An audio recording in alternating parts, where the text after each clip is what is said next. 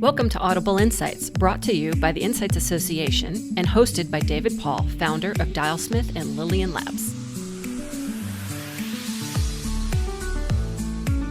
Welcome to another episode of the Audible Insights podcast. Today I have the pleasure of being joined by Mario Corrasco. Mario is the co-founder and principal of ThinkNow, an award-winning technology-driven cultural insights agency based in Burbank, California. The agency enables companies and government agencies to discover the cultural drivers that influence consumer decisions. Mario, thanks so much for joining us today. Thanks for having me on, David. I'm excited to join the Audible Insights podcast. Just to make sure that everyone's familiar with you and ThinkNow, tell us a little bit about your background and about your company. Yeah, so my background, I've been in the market research space for over 10 years, and actually specifically in the multicultural insight space. So my whole career in the insight space has been focused on multicultural. Prior to that, I was in the marketing world. So I was at Microsoft, MSN Latino, where I headed up digital advertising efforts among Hispanic online consumers there for Microsoft, and then transitioned into a very similar role that I am here at ThinkNow for another company called Garcia Research, and then started ThinkNow in 2011. ThinkNow, we are a full-service market research firm, as you mentioned, focused on multicultural consumers, and we saw the opportunity for an independent firm that's 100% focused on the fastest growing demographics in the U.S. That's Hispanic, African Americans, and Asians. And our unique value proposition is that we're using technologies that most companies out there are using them in an audience that typically hasn't been applied to, methodologies that haven't been applied to this audience. And so given that, the digital divide is a thing of the past, smartphones are ubiquitous, we're applying those technologies to this really exciting consumer base. Yeah, no, that's great. So I know that you focus, as you mentioned, on multicultural really across the spectrum. It seems that a lot of your focus is not only, though, on the Hispanic population, but on Hispanic millennials in general. You seem to have put a lot of focus there. And what I was reading I thought was interesting was specifically how Hispanic millennials relate to both their non-Hispanic millennial counterparts as well as non-millennial Hispanics, the older Hispanic population. So I'm curious, what are some of the key things that you feel the market needs to know and understand about this millennial Hispanic segment, and especially how it relates to other segments in the Hispanic population, but also in other multicultural populations?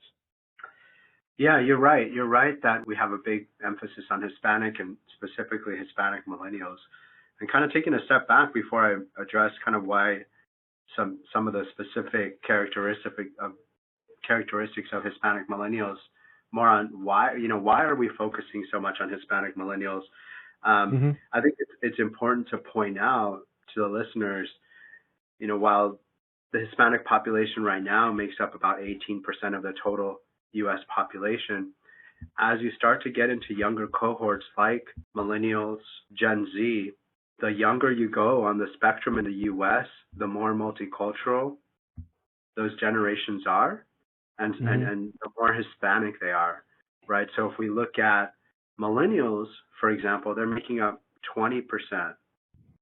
Hispanics are making up 20% of the millennial population, and you go to Gen Z, it's almost 25%. And wow. you go even younger, it's 1 in 6 births happening in the U.S. are Hispanic, and you expand that out to multicultural to include African American and Asian. Gen Z is actually going to be the first minority majority generation. So we put a lot of focus on Hispanic millennials because they're really the drivers of growth among brands, not only now, but more importantly in the future. Yeah, and I suspect some of those numbers will surprise some people. We hear so much about it, but yet putting real tangible numbers to it, I hope shines what an important spotlight needs to be, on the fact that this is an incredibly important segment of the consumer population. Yeah, yeah, and then kind of back to your original question about the characteristics. There's some really interesting findings when we look at Hispanic millennials and how they relate both to their country of origin, right? Whether that's Mexican, Puerto Rican, Cuban, Dominican, right? We wanted to dig in kind of what are some of the cultural drivers of Hispanic millennials, and so some interesting things that we think have big implications for brand is this concept of the American dream, right? We read so much about how millennials are not purchasing homes, not going to college, not having children, right? And these are some big shifts that affect so many industries, not only housing industry, right? But when you're not purchasing a home, it's like less packaged goods, less durable goods, et cetera. But when we look at Hispanic millennials, they're kind of the opposite, right? They are more likely to believe in this traditional concept of the American dream, more likely to want to purchase a home, more likely to want to go to a traditional 4-year college, more likely to have children.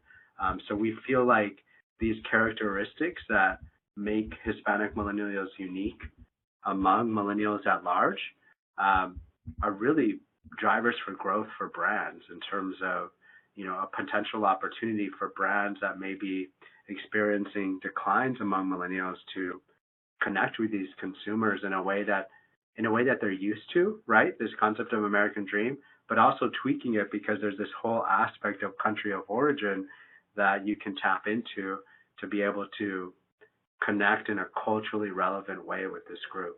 What do you attribute the fact that the Hispanic millennial population seems to be feeling the opposite to the millennial generation overall? Do you have any sense for that? Yeah, I mean, it really it's driven by being first or second generation, right? So if we look at the non-Hispanic white population, for example, their ties to their immigrant roots are much further than Hispanic millennials, right? You're talking third, fourth, fifth generation for non-Hispanic whites and other groups, whereas Hispanic millennials are likely first or second generation, right? And the closer you are to those immigrant roots,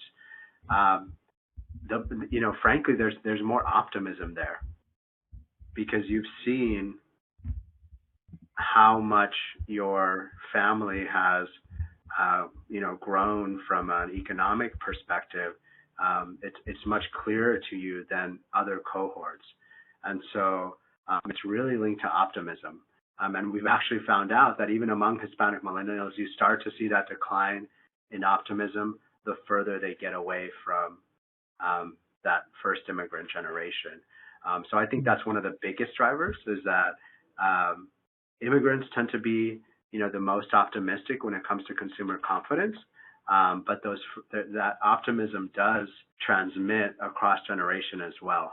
So first and second generation. And so Hispanic millennials, they're more likely to be U.S. born, but they're still connected to their immigrants' roots and really that traditional concept of the American dream is about optimism, right? When we think about it, it's about optimism. And so, that's a really powerful cultural insight for brands to connect to, is that optimism kind of tied to that understanding of the immigrant struggle. Mm-hmm. Yeah, it's very interesting the way you describe that, and it makes perfect sense to me the way you explain it. Do you find it to be similar with other populations that you focus on, whether it be the Asian population, which certainly may have a closer immigrant trajectory to the Hispanic millennial population, and I imagine the African American population might be a little bit different. There are some similarities, but when looking at the American dream, not as much optimism among Asian millennials, because interesting, another point to point out, while Hispanics are the largest minority group when we're looking at Hispanic, African American, and Asians are the fastest growing and really driven by immigration, because the Hispanics, the growth is driven by U.S. birth. Immigration has almost completely stopped. In fact, we're experiencing some net negative migration. So among the Hispanic population, so the Hispanic population is really driven by U.S. birth. The Asian population is driven by immigration. And so when we talk about Asian millennials, I think there's a big difference between Asian, U.S.-born Asian millennials and immigrant Asian millennials. And so you're more likely to find that optimism, traditional American dream characteristics among the immigrant Asian millennials versus the U.S.-born, because many of the U.S.-born Asians have been here for generations. What about in the African American population? African American population a little bit different. Interestingly, you do have actually African immigration is rising and very different than the African American population. But the African American population, since we've been researching them and talking about millennials, one of the defining characteristics is their optimism in general. So we do a yearly study called ThinkNow Pulse, where we look at consumer confidence. And interestingly, if we, talking about consumer confidence, that's a study that's done every year. I think it's CB. The go-to for consumer confidence is always reported as U.S. population at large. We're one of the only companies that actually breaks it out by ethnic group. And so when you look at African American and Hispanic, one of the characteristics that they do share is that optimism, right? That this year is going to be better than last year. Incomes are going to go up, planning to purchase homes. So one of the defining characteristics we see of the African American population is that optimism. So you're seeing optimism up among the African American population. Up as it relates to kind of the population at large and non-Hispanic white. So they're tend to be more optimistic from a consumer confidence level than the other cohorts. I don't think we can really touch on this particular topic without acknowledging what's happening in the political climate right now, related to immigration and specifically, immigration across the Mexico border with the Hispanic population. So with the political climate over the last couple of years and how that conversation has certainly shifted, what impact have you seen it have on, I guess specifically this notion of the American dream and optimism and on consumer behavior related to, I guess, the Hispanic population, but really any immigrant population that you happen to study?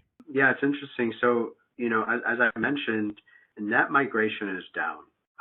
And when we look at kind of the larger Latin American countries that were providing kind of the immigrant flux, like Mexico, that's at zero. So a lot of the situation happening at the border now is coming from Central America, and they, prior to this administration, were providing a lot of the immigrant flow into the U.S. Looking at like El Salvador, Guatemala, etc. In terms of how it's affected the Hispanic population, like I mentioned, kind of on a higher level demographic level, we're seeing net migration, at zero and experiencing some negative migration out of the U.S.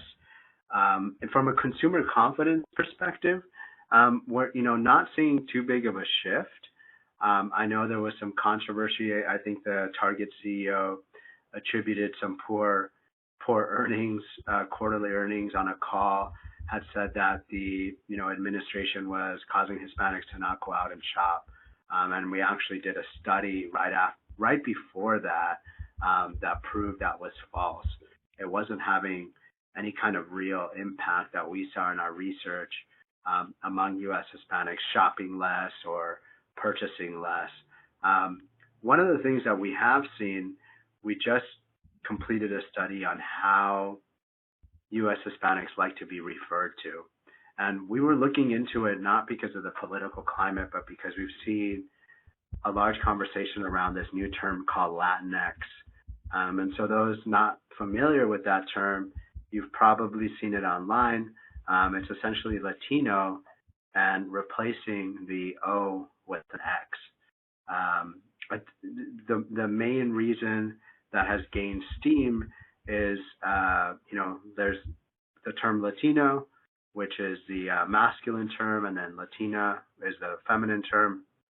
And there's a movement to move away from, the masculine term being the default, and in fact, kind of removing gender from the whole equation and putting an X. So that way it's non-binary, and it's a more inclusive term. And so we wanted to see, okay, how are Hispanics now in 2019? How do they want to be referred to? The only research that we saw as a benchmark, Pew, which is a really great research resource for those interested.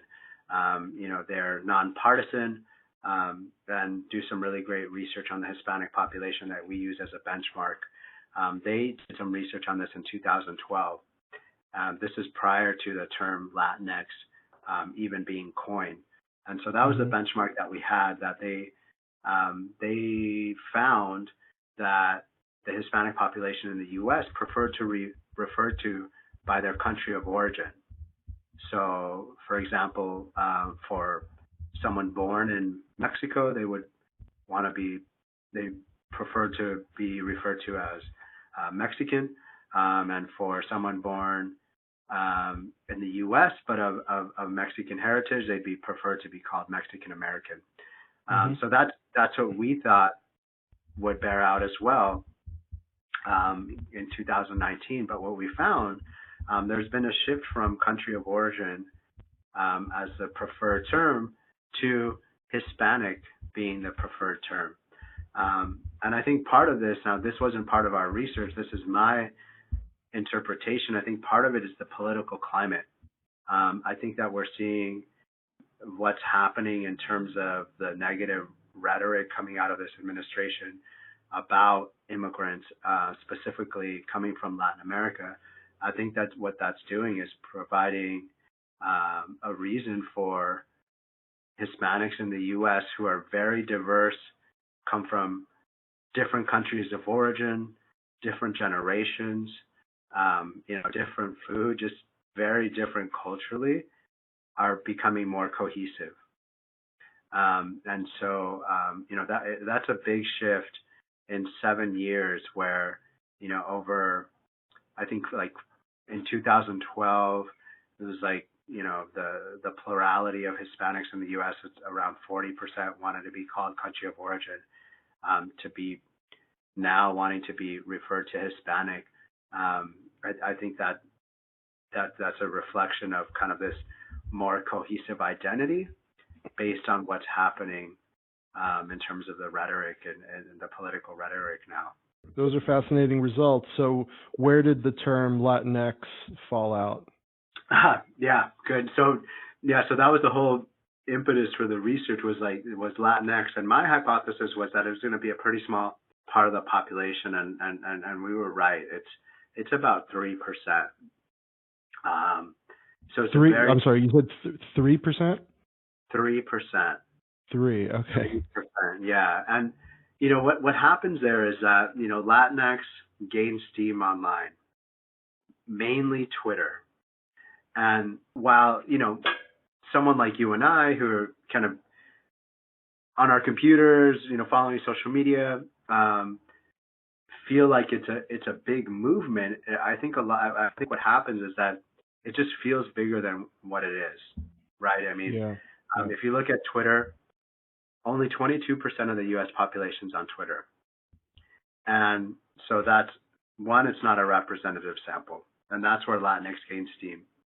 And if you look at the Hispanic population on Twitter, it's even smaller. Furthermore, and this is research, I believe, from Twitter, 80% of the tweets on Twitter come from 10% of its users, right? And so we see these movements kind of pop up online, and then they, on social media, they make their way into the media at large, but we're amplifying voices of a very small amount of people. And so while the term Latinx, I mean, I think it's a great term. I think the meaning behind it is great and what it's trying to do and being more inclusive. I'm always for that. It's not as broadly adopted among the Hispanic population as we think. That being said, just like we saw in these past 7 years, a shift on how the Hispanic population wants to be called, I think we may see a shift towards Latinx in the next 5 to 10 years as this younger population starts defining themselves, right? But as it is now, Latinx is not on the top of radar in terms of how Hispanics want to be called. Yeah, it's big inside the bubble, so to speak. But when you look out in the real world, the story's very different. Exactly. I'm curious, just your opinion as someone who's so immersed in this world, and for me, this is also just anecdotal, not from any study, but the notion of putting an X at the end of a term like this, I feel like there's a certain percentage of people who can also see that as being dismissive. Very often when an X is used as part of a term, it's used in more of a dismissive kind of way, and it almost strips away the identity somewhat. How does that ring to you as someone who's so immersed in this community, and have you ever heard anything like that from others in the community? That's interesting. I've never heard that perspective. It makes me look at the word a little bit differently. I get what you're saying. It's almost like being X'd out. I haven't gotten that vibe from the term. I mean, just because when I saw it, I already knew about it because I was keeping a pulse on that. But yeah, I mean that would be something interesting to look into. I mean, you can't be the first person that thought of that in terms of being X'd out. Yeah, no, Yeah, and while it's not literal to me anyway, and my firm does message development and message testing, so I'm just always really sensitive to different ways these things could be taken, and very often I'm wrong, which is why we do research to prove it. More often than not, I'm wrong personally, but I've often felt that when an X is used, it can either be deliberately used as dismissive, which I don't believe it is in this case, or it can come across that way. So who knows? We'll see how that bears out, or maybe if you ever end up with any data on that from a future study, I'd love to hear about it. Yeah, no, definitely. I actually teased on LinkedIn that hey, we had done this work because we actually had done it on spec, looking at this because we were readying a presentation for a client, but we just did some internal research because that was something that they were interested in. And so we own the data. So I'm going to publish a little brief next week, but I know it's not going to satisfy everybody. So maybe there'll be a follow-up, and that's something we'll include. So I guess another thing I'm curious about is what questions or discussion topics do you wish were addressed more often related to multicultural research and multicultural consumer behavior, either by the research firms that are designing studies or the brands that are commissioning them? And this can be in terms of misconceptions that need to be addressed or stereotypes that need to be broken. What kinds of things bubble up for you that you wish were addressed either differently or more often that are just underserved? Yeah, I think on a high level in general is sample representation. And I may be skewed because we're a unique firm in that we do full service research and we work with end clients, but we also own and operate a U.S. Hispanic panel. Mm-hmm.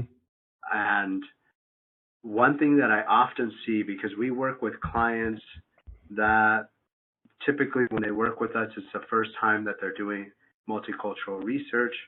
So they share with us, the research that they've done in the past with other firms.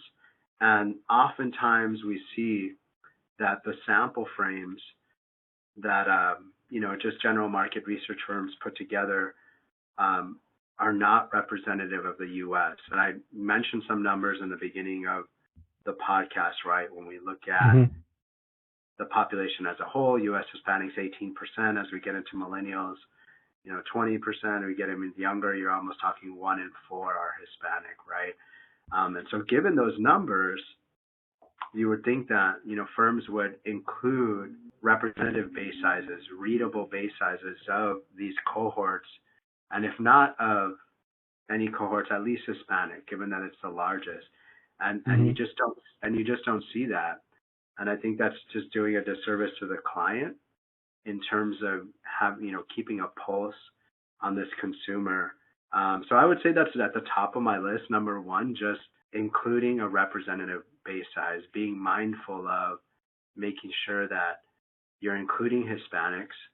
And oftentimes, right, a lot of the research we do is online. And so if you are including Hispanics, making sure that it's representative of Hispanics, because if you just put Hispanic as the qualifier for your survey and reach out to, the large sample providers, you're going to get English dominant Hispanics. You're going to get more acculturated. And that's only a segment of the Hispanic population. You have a large segment of bicultural Hispanics. You have a large segment of foreign-born Hispanics, first-generation Hispanics, right?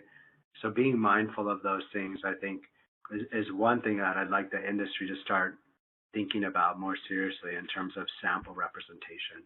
I think that's great advice, and I certainly hope the industry will take it to heart. This is by no means the last time this topic is going to be discussed, and I hope the conversations overall continue to go much deeper and don't simply scratch the surface, because the numbers that you've put out there are compelling.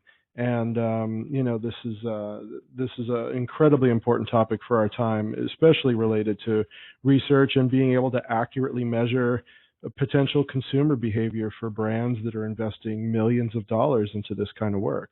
Definitely. And I think go back to an investment. I think another thing is survey design. Another thing we see is just when brands say, hey, we need to talk to Hispanics, what they think is just translating the survey, right? That's how we're going to research Hispanics. And they often do just a straight translation. And that's an issue, because there are some things to be mindful of when looking at multicultural populations. So Hispanics, for example, one thing that we see is Hispanic positivity bias in surveys. And what that means, if you're asking about a brand, about attributes that are most important to them, you're going to see, if you just translate a survey as is, your typical survey, let's say AANU, you're going to see high marks across the board, and the brand's going to be like, hey, we're doing a great job among Hispanics, we're good. And they're not taking into account that there is Hispanic positivity bias, and there's ways to design a survey that's culturally relevant and that creates more discrimination in the responses. So I think moving away from just translating and, we call it transcreation, right? Looking at what you want the survey instrument to do, looking at the target population, in this case Hispanic, and adapting that survey to make sure that you're going to get that the objectives of the research are met in a culturally relevant way, and just not simple translation. And I know that's difficult for brands to do, given that they want to track it. You don't want to change the question type in any way to be able to measure these results over time, track these results over time. But it's not worth it to keep a survey exactly the same if the data that you're going to get at the end of the day. But before we wrap up, are there any particular topics that you wish either we had talked more about in this conversation or came up more often in conversations like this? If you were writing the questionnaire of things that this type of conversation is incomplete if we don't talk about or bring up, or you don't ask me about X, Y, or Z, is there something that you would fill in the blank there with? Yeah, I mean, I think talking this out, one thing that in our industry that's been a conversation, and it's great to see happen in our industry. It's been a little bit slow, but I'm starting to see pop up more, is this idea of diversity and inclusion. This may seem tangential in terms of the talent in your organization, but I think part of the issue in our industry, and when I say our industry, the insights industry, the market research industry, is lack of diversity.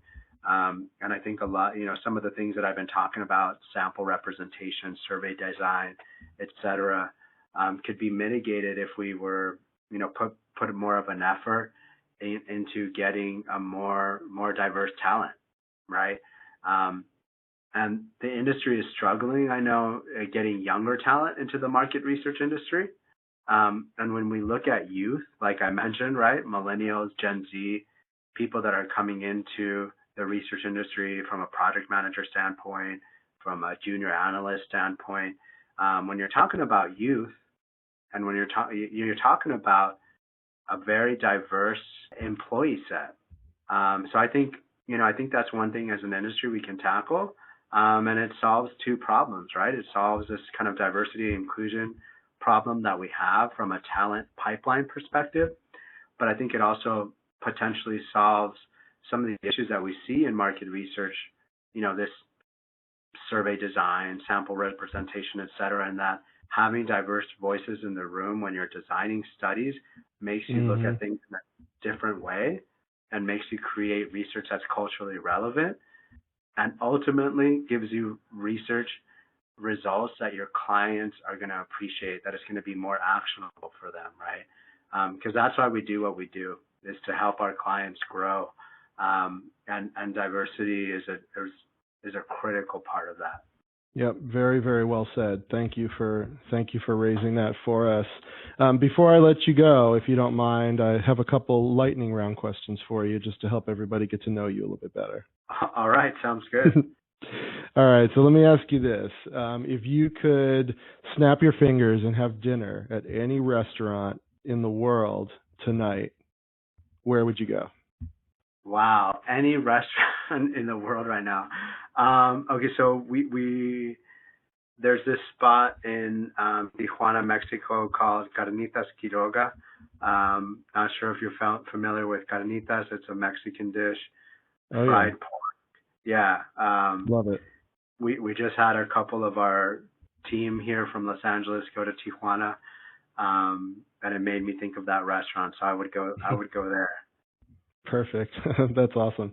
So, all right, the next thing I'd love to know, I'm sure you're very well traveled, but what's the next spot on your bucket list that you want to travel to? The next spot on my bucket list is Brazil. So I've traveled to Latin America. I've been to Costa Rica, Mexico, but I've always wanted to go to Brazil. That's definitely on my bucket list. Final question for you would be, as much as I can tell you love what you're doing, if you could try your hand at any other career, what else interests you? What else would you like to try? I love movies. I love content. I'm a big, Netflix, Showtime. I'm into all those shows. I think it'd be cool to be a script writer. So my undergrad is in literature, so I've always been a big writer, and I write a lot as part of kind of thought leadership with the company. It'd be cool to try my hand at script writing. All right. Well, maybe as a second career during retirement, something like that. Yeah. I don't know if a show on a market researcher would be binge worthy, but we'll see. Well, I don't know. Anyone who's ever attended a focus group knows we could certainly create either a reality show or a sitcom around some of those. True. There you go. If you see right. a Netflix show on focus groups, you know who wrote it. I know who wrote it. All right, maybe we'll collab on something.